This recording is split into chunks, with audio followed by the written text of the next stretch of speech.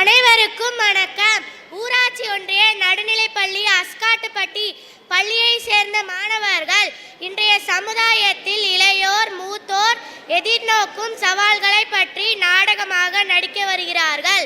பஞ்சாயத்து தலைவராக ஜே அஸ்வின், கிளர்க்காக அஸ்வின் குமார், டாக்டராக எம்மோனிஷா, டீச்சராக மிர்த்திகா, வக்கீலாக தீபிகா ஆகியோர் நடித்துள்ளார்கள். பஞ்சாயத்து தலைவராக இருக்கிறது ரொம்ப கஷ்டம்பா. அதுவும் வளப்பூர் நாட்டு பஞ்சாயத்து தலைவராக இருக்கிறது ரொம்ப ரொம்ப கஷ்டம்பா. தினம் தினம் நிறைய பிரச்சனைகளை பார்க்க வேண்டியிருக்கு. கொஞ்சம் ரிலாக்ஸ் பண்ணிக்கணும். அதுக்கு செமேட்டில் நடக்கிற ஒரு விழாக்கு போகணும். சரி சரி, அதோ அங்கே யாரோ வர மாதிரி இருக்கு. அட நம்ம கிளர்க்கு, டாக்டர், வக்கீல், டீச்சர் அட எல்லாம் ஒன்றா சேர்ந்து வந்திருக்கீங்க. என்ன விஷயம்?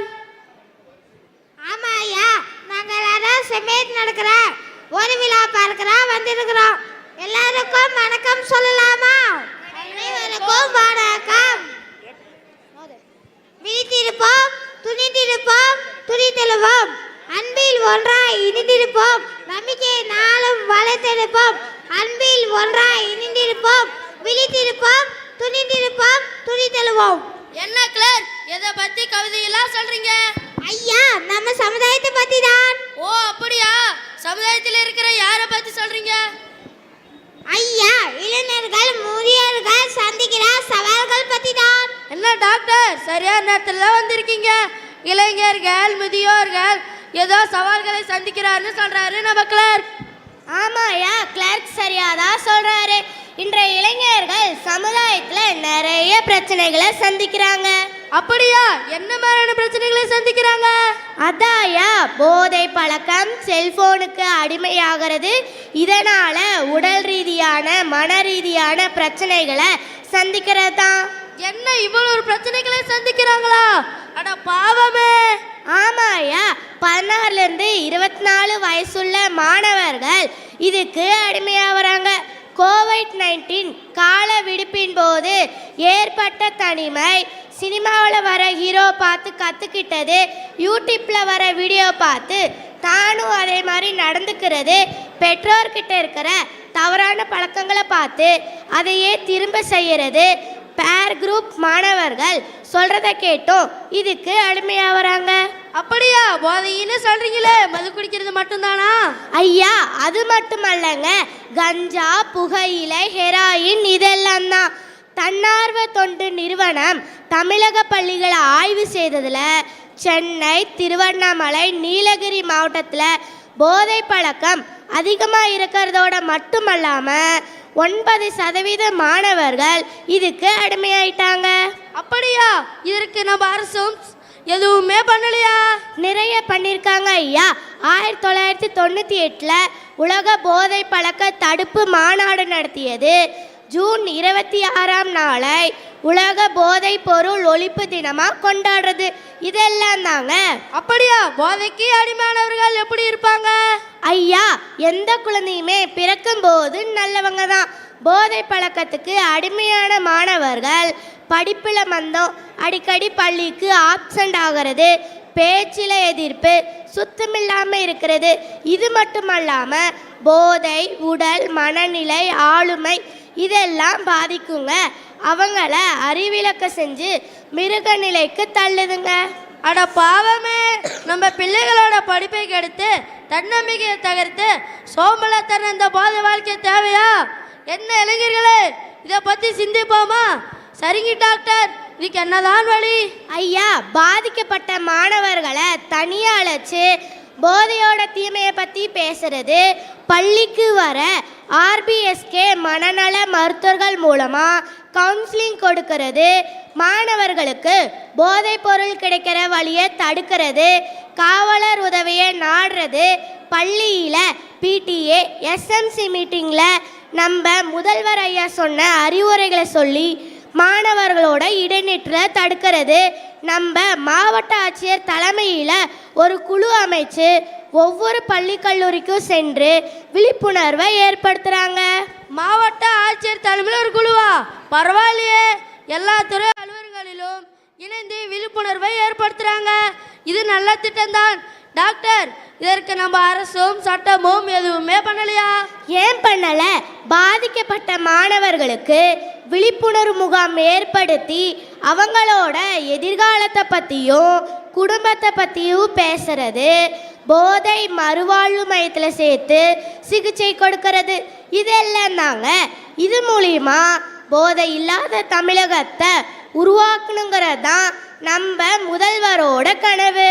சரியா சொன்னீங்க டாக்டர். 2020க்குள்ள இந்திய வளர்ச்சி ஆணுங்கிற கலாமையோட கனவு நிறைவேறும்னா உங்களை மாதிரி இருக்கிற இளைஞர்களால் மட்டும்தான் முடியும். என்ன இளைஞர்களே, போதையில்லா தமிழகத்தை உருவாக்குவோமா? என்ன செய்யலாமா? ஐயா, காலம் கலிகாலமா ஆச்சு. இந்த 6 மாச குழந்தை செல்லுல குத்துப்பாட்டு போட்டாதான் தூங்குவேன்று சொல்லுது. என்ன கிளர்க், புலம்பிக்கிட்டே வரீங்க, என்ன விஷயம்? அதை ஏன் கேட்குறீங்க? வர வழியில ஒரு அம்மா குழந்தைய அடிச்சுக்கிட்டு இருந்தாங்க. ஏமா குழந்தைய அடிச்சுக்கிட்டு இருக்கீங்கன்னு கேட்டேன். அதுக்கு அவங்க குழந்தை தூங்க மாட்டேங்குது அப்படின்னு சொன்னாங்க. நானும் பானைக்குள்ள யாரையே விட்டு பார்த்தேன். என்ன, பானைக்குள் யானையை விட்டாயா? ஆமா ஐயா, அந்த தெனாலிராமன் படத்துல விட்டாங்களே அந்த மாதிரி தான். ஓ அப்படியா? சரி, அந்த குழந்தை அழுகை நிறுத்துச்சா? இல்லையா, அழுகை நிறுத்தல. செல்லுல குத்துப்பாட்டு போட்ட உடனே தான் அழுகை நிறுத்துச்சு. இது மட்டும் இல்லாம என் குழந்தையோ செல்லுல குத்துப்பாட்டு போட்டாதான் சாப்பிடுது, தூங்குது. அதனால தான் இந்த காலத்தை கரிகாலம்னு சொல்றேன். என்ன டீச்சர், கிளர்க்கோட புலம்புல கேட்டீங்களா? கேட்டேன் ஐயா, அவர் சொல்றது உண்மைதான். அந்த காலத்து அம்மாக்கள் நிலாவை காட்டி தான் சோறுட்டினாங்க. ஆனால் இந்த காலத்து அம்மாக்கள் யூடியூப் வீடியோ, அனிமேஷன் வீடியோவை காட்டி தான் சோறுட்டுறாங்க. அட என்ன கொடுமை, இப்படியெல்லாம் கூட இருக்காங்களா அம்மாக்கள்?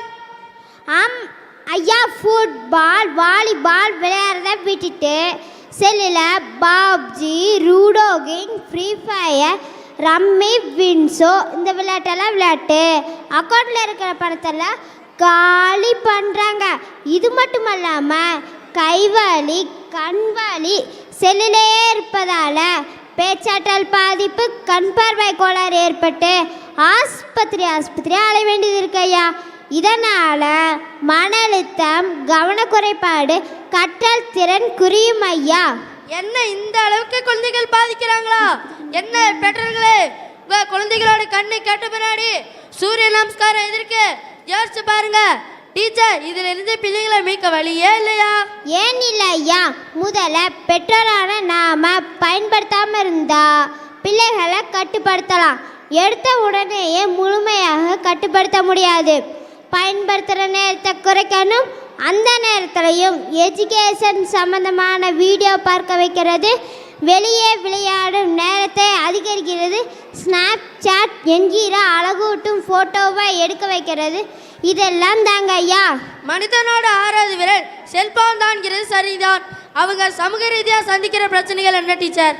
வாழ்க்கையில் தடமாறி போவது, பாலியல் வன்கொடுமைக்கு ஆளாகிறது, கண்டித்த ஆசிரியர் மேல் வன்கொடுமையில் ஈடுபடுவது, இதெல்லாம் அவர்கள் சந்திக்கிற சமூக ரீதியான பிரச்சனை ஐயா. இது இளைய தலைமுறையின் நிம்மதி, சந்தோஷம், எதிர்காலம் இதெல்லாம் பாதிக்கின்றது ஐயா. நாட்டின் நாளை எதிர்காலம் இன்றைய வகுப்பறையில் தான் நிர்மாணிக்கப்படுகிறது என்ற கருத்திருக்கிறேங்க. என்ன பெற்றோர்களே, உங்கள் குழந்தைகள் தடமாறி போகாமல் பார்த்துக்க வேண்டியது நம்ம கடமை அல்லவா? என்ன அதை சரிவர செய்யுமாமா? 100 இளைஞர்களை தாருங்கள், இந்த உலகத்தையே மாட்டி காட்டுகிறேன் என்ற விவேகானந்தரின் கருத்து இருக்கிறேங்க. நல்ல இளைஞர்களை படைப்போம், நல்ல சமுதாயத்தை உருவாக்குவோம்.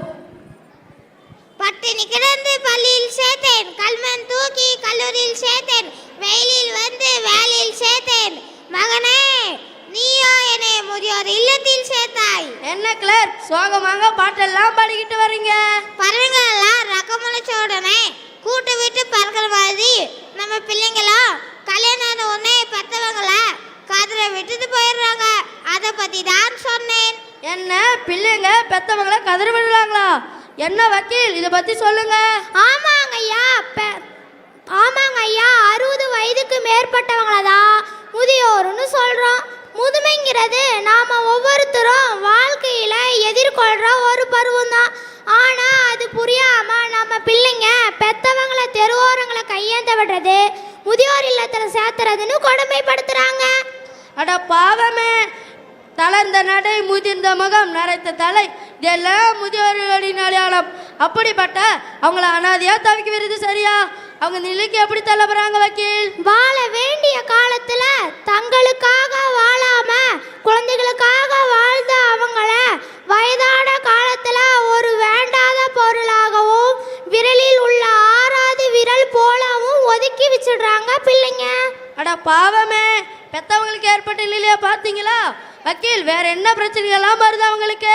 சொல்றேன் ஐயா, மூப்பின் காரணமாக ஏற்படுற இளமையை பார்த்துட்டு அவங்கள அவமதிக்கிறது, சாப்பிடும்போது தனிமைப்படுத்துறது, வேலைக்காரங்களுக்கு இணையா நடத்துறது, பேசாம ஒதுக்குறது, பெத்தவங்களை ஒன்றுக்கு மேற்பட்ட குழந்தைகள் பாகுபடுத்தி பார்ப்பது, ஃபோர்ஜரி கையெழுத்து போட்டு சொத்துக்களை பிடுங்கிறது, பிள்ளைகளை தொலைதூரம் அழைத்து சென்று அனாதையா விட்டுட்டு வர்றது, இதெல்லாம் தாங்க ஐயா பிள்ளைங்களால பெத்தவங்க படுற கஷ்டங்கள் ஐயா. மாதா பிதா குரு தேவங்கிற வரிசையில் பெத்தவங்க முதல்ல இருந்தாலும் பிள்ளைங்க இவ்வளவு கஷ்டப்படுத்துறாங்களே. இறைவன் எல்லா இடத்துல இருக்க முடியாது என்பதற்காக தான் அப்பா அம்மாவையே படைச்சாரு. இதற்கு நம்ம அரசும் சட்டமும் எதுவுமே செய்யலையா? ஏன் செய்யல ஐயா? இந்தியாவில் 29/12/2007 முதியோர் பாதுகாப்பு சட்டம் இயற்றப்பட்டுள்ளது. இந்த சட்டத்தின் மூலம் மருத்துவ உதவி, வாழ்வதற்கேற்ற சூழ்நிலை உருவாக்குதல் போன்ற பாதுகாப்பை முதியவர்களுக்கு கொடுக்குது. மேலும் 21/8/2022 நாளை மூத்த குடிமக்கள் தினமாக கொண்டாடுது நமது அரசு. மேலும் பெத்தவங்களை பார்த்துக்காத பிள்ளைங்களுக்கு 6 மாத சிறை தண்டனை, 10,000 ரூபாய் ஃபைன் போடுது நமது அரசு. முதுமைங்கிறது ஒரு பூங்காட்டணும். பெத்தவங்களை மதிக்கிறதோடு அவங்க கிட்ட ஆசீர்வாதம் வாங்கிட்டு போற காரியம் ஜெயிக்கும்னு எல்லா பிள்ளைகளும் புரிஞ்சுக்கணும். என்ன பிள்ளைகளே, புரியுதா? சட்டத்தை தவிர வேறு எதுவும் இல்லையா வக்கீல்? சட்டம் மட்டும் இல்லாம அவங்களுக்குன்னு ஒரு உதவி என்ன மத்திய அரசு கொண்டு வந்திருக்கு. அதுதான் 14,567. இது காலை 8 மணிலிருந்து இரவு 8 மணி வரைக்கும் செயல்படும். கலெக்டர் கமிஷனிடம் பெட்டிஷன் கொடுக்க முடியாத, நடக்க முடியாத முதியவர்கள் தங்களது பிரச்சனைகளை இந்த உதவி எண் மூலமா ஃப்ரீயா வீட்டிலிருந்தே உதவி பெறலாம். பரவாயில்லையே, இது நல்ல திட்டம்தான். முதியவர்களுக்கு எந்த மாதிரி உதவியெல்லாம் இது மூலமா கிடைக்கும்? ஐயா, 4 விதமான சேவைகள் முதியவர்களுக்கு கிடைக்கும். தகவல்கள், வழிகாட்டுதல், தளத்தலையீடு. இது 2007 சட்டத்தை அடிப்படையாக கொண்டது. இதில் முதல்ல பிள்ளைங்களுக்கு அறிவுரைகளை சொல்றது, கேட்கலன்னா ஆடியோவிடம் பெட்டிஷன் கடிக்க வைக்கிறது. இதுக்கு 90 வேலை நாட்கள்ல தீர்வு அணுகிறது. அது மட்டுமல்லாம டேக் கேர் சென்டர், முதியோர் இல்லம் பற்றியும் இலவசமாக வாக்கிங் ஸ்டிக், வாக்கர் இதெல்லாம் எங்கே கிடைக்குன்னு தெரிஞ்சுக்கிறது. சொத்துக்களை ஏமாற்றி பிடுங்கிக்கிற பிள்ளைங்க கிட்ட இருந்து சொத்துக்களை திரும்ப பெறதுக்கு உதவி செய்கிறது. அது மட்டும் இல்லாமல் முதியவர்கள் மன அழுத்தத்துக்கு உள்ளாகி தற்கொலை செய்து கொள்ள முடிவெடுத்தல், சாவு பயம், இயலாமையால் வர கூவம் இதெல்லாம் குறைக்கிறதுன்னு கவுன்சிலிங். அது மட்டும் இல்லாமல் ஆதரவில்லாத முதியவர்களை இலவச முதியோர் இல்லத்தில் சேர்க்கறதுக்கு உதவி செய்கிறது. இதெல்லாம் தாங்கய்யா. அப்படியா? பிள்ளைங்க கைவிட்டாலும் நம்ம அரசாங்கம் கைவிடாதுங்கிறத தெரிஞ்சுக்கிட்டோம். இன்னும் வேற ஏதாச்சும் இருக்கா வக்கீல்? இருக்கையா, முதியவர்களுக்கு மருத்துவ உதவி கொடுக்க நம்ம தமிழகத்தில் ஹிண்டியில் ஒரு மருத்துவமனை ஒன்று செயல்படுது. மேலும் முதியோர் உதவித்தொகை, பொங்கல் பரிசு தொகை, அறுபடை வீடுகள் போன்ற இடங்களில் உண்டு உறைவிடங்கள், வங்கி, ரயில், பேருந்து, ரேஷன் கடைகளில் சலுகை இதெல்லாம் நம்ம அரசு கொடுக்குது. முதியவர்களுக்கு நம்ம அரசு இவ்வளவு செய்யுதா? ஒரு புள்ளி விவரம் சொல்லுது, 2030 to 40க்குள்ள முதியவர்களோட எண்ணிக்கை 40% அதிகரிக்கும்னு. ஆமாங்கய்யா, பெத்தவங்களை நல்லா பார்த்துக்கிற பிள்ளைங்களுக்கு அவார்ட் கொடுக்கறது, முதியவர்களை நண்பர்களோடு அடிக்கடி பேச வைக்கிறது, ஆதரவாக நடந்துக்கிறது, ஆண்டுக்கு ஒரு முறை உடல் பரிசோதனை செய்ய வைக்கிறது. அது மட்டும் இல்லாமல் முதியவர்களோட அருமையை பாடத்திட்டமாக பள்ளிகளில் கொண்டு வரும்போது குழந்தைகள் இளம் வயசுலேயே நல்லா புரிஞ்சுக்குவாங்க. எதிர்கால சமுதாயம் சிறப்பாக வாழ நாம் முதியவர்களை மதிக்க வேண்டும் என்பதை தெரிந்து கொண்டோம் அல்லவா? நன்றி.